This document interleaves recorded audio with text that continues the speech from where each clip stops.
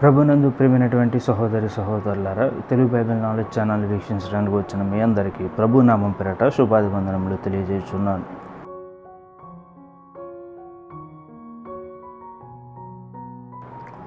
ప్రభునందు ప్రియమైనటువంటి వారులారా, ఈ మధ్య ఒక అంశం బాగా వినబడుతూ ఉందండి. అదేంటంటే ఆదాము రక్తము యేసుక్రీస్తులో ఉందా, అంటే యేసుక్రీస్తులో ఆదాము రక్తము ప్రవహిస్తుందా అనే అంశము బాగా వినబడుతూ ఉంది. ప్రభునందు ప్రియమైనటువంటి సహోదరి సహోదరులారా, ఒక విషయాన్ని మనం గమనిద్దామండి. ఇంతకీ ఆదాము రక్తం యేసుక్రీస్తులో ఉందా లేదా అంటే చాలా సింపుల్ ఆన్సర్ అండి. ఇది ఎలాగా చెప్పగలను అంటే, పుట్టిన ప్రతి ఒక్కళ్ళు కూడా ఆదాము నుంచే పుట్టినవారు. అంటే నా పాయింట్ అర్థం చేసుకోండి. సృష్టి ఆరంభంలో మొట్టమొదటి వ్యక్తి ఆదాము. ఆదాము నుంచే ప్రతి ఒక్కరూ కూడా పుట్టుకొచ్చారు. అంటే నేను కానీ, మా నాన్నగారు కానీ, మా తాత, మా ముత్తాత, ఎవరైనా సరే అందరూ కూడా ఆదాము నుంచి పుట్టిన వాళ్ళే. అలా తరతరాలు వెనక్కి వేసుకుంటూ వెళ్తే ఆదాము వస్తాడండి. ప్రభునందు ప్రియమైనటువంటి వాళ్ళరా, ఇప్పుడు ఇది ఎందుకు చెప్తున్నాను అంటే, నా తండ్రి రక్తము నాలో ఉంది, మా తాత రక్తం కూడా నాలో ఉంది, మా ముత్తాత రక్తం కూడా నాలో ఉంది. అంటే తరతరాలుగా వస్తున్న రక్తము నాలో ఉంది అని చెప్పడానికి ఇది చెప్తున్నానండి. ప్రభునందు ప్రియమైనటువంటి వారులారా, ఒక్కసారి ఆలోచించండి. మనమందరము కూడా పుట్టింది ఆదాము నుంచి అయినప్పుడు ఆదాము రక్తము మనలో ఎందుకు ప్రవహించదు? సో ఇప్పుడు యేసుక్రీస్తు కూడా పుట్టింది ఆదాము నుంచే. దేవుడు ఒక మాట తెలియజేస్తాడండి, జీవము గల ప్రతి వానికి తండ్రి ఆదాము అని చెప్పి తెలియజేస్తాడు. అంటే ఆయువు ఉన్న జీవిస్తున్న ప్రతి ఒక్కరికి కూడా తండ్రి ఆదాము. సో ఆదాములో ఉన్న రక్తమే యేసుక్రీస్తులో కూడా ప్రవహిస్తుంది. ఇది మనం ఫిక్స్డ్గా చెప్పేసేవచ్చు, దీనిలో ఎలాంటి డౌటు లేదు. అయితే ఇక్కడ వస్తున్న డౌట్ ఏంటంటే, చాలామందికి యేసుక్రీస్తు స్త్రీ సంతానం కదా, యేసుక్రీస్తు స్త్రీ సంతానం కదా. ప్రభునందు ప్రియమైనటువంటి వాళ్ళ ఆలోచించండి ఒకసారి. ఎంత స్త్రీ సంతానం అయినా సరే, యేసుక్రీస్తు యొక్క తల్లి మరియ అయినా సరే, ఆ మరియ కూడా ఆదాము నుంచే కదా పుట్టింపబడింది, ఆదాము నుంచే కదా వచ్చింది. ఇప్పుడు మత్తయి సువార్తలో ఉన్న మత్తయి సువార్త 1వ అధ్యాయంలో ఉన్న వంశావళి, లూకా సువార్తలో 3వ అధ్యాయంలో ఉన్న వంశావళి కానీ మనం చూస్తే, అక్కడ యేసుక్రీస్తు తల్లి అయినటువంటి మరియ గురించి, యేసుక్రీస్తు తండ్రి అని పిలువబడిన యోసేపు గురించి చెప్పబడిందండి వంశావళి. ఆ వంశావళి కనుక మనం జాగ్రత్తగా చదివినట్లయితే చివరికి వచ్చేసరికి వచ్చేది ఆదామే వస్తాడు. ఆ వంశావళి కనుక టాలీ చేసుకుంటూ ఉంటే, అంటే ఇప్పుడు పుట్టిన ప్రతి ఒక్కళ్ళు కూడా ఆదాము కడుపు నుంచే పుట్టినవారు. అలాంటప్పుడు ఆదాము యొక్క రక్తం మనలో ఉండదా? ఆదాము యొక్క రక్తము యేసుక్రీస్తులో ఉండదా? ప్రభునందు ప్రియమైనటువంటి వారులారా, అదేంటి స్త్రీ సంతానం కదా, సరే ఓకే బాగానే ఉంది.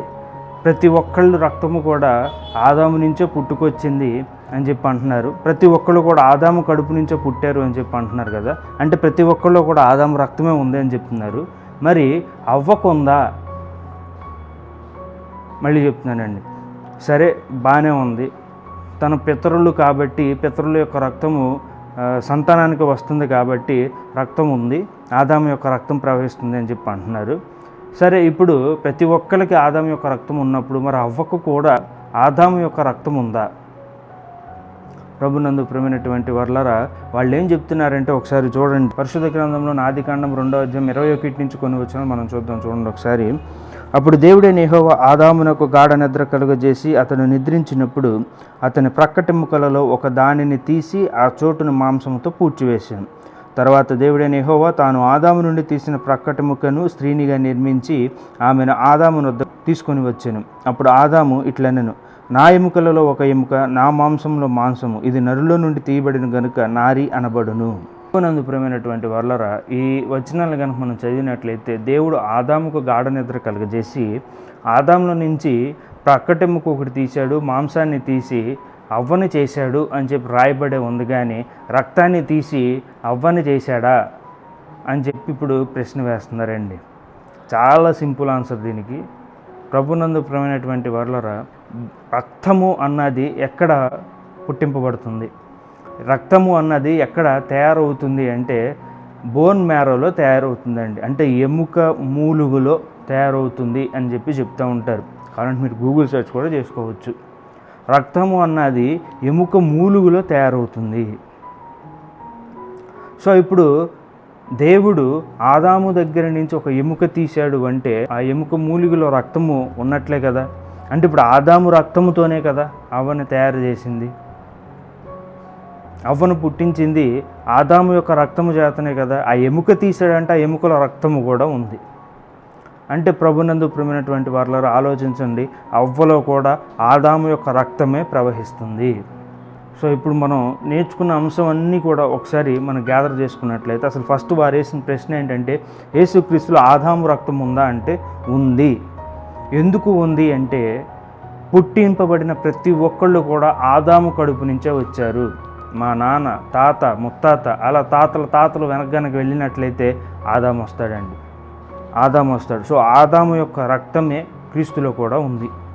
ఇకపోతే నెక్స్ట్ యేసుక్రీస్తు స్త్రీ సంతానము కదా, మరి స్త్రీ సంతానం అయినప్పుడు ఆదాము రక్తం ఎట్లా ఉండిద్ది అని అంటున్నారు. కాస్త మనం ఆలోచించినట్లయితే అక్కడ అర్థమవుతుందండి. పుట్టింపబడిన ప్రతి ఒక్క స్త్రీ కానీ పురుషుడు కానీ వచ్చింది ఆదాము దగ్గర నుండే కదా.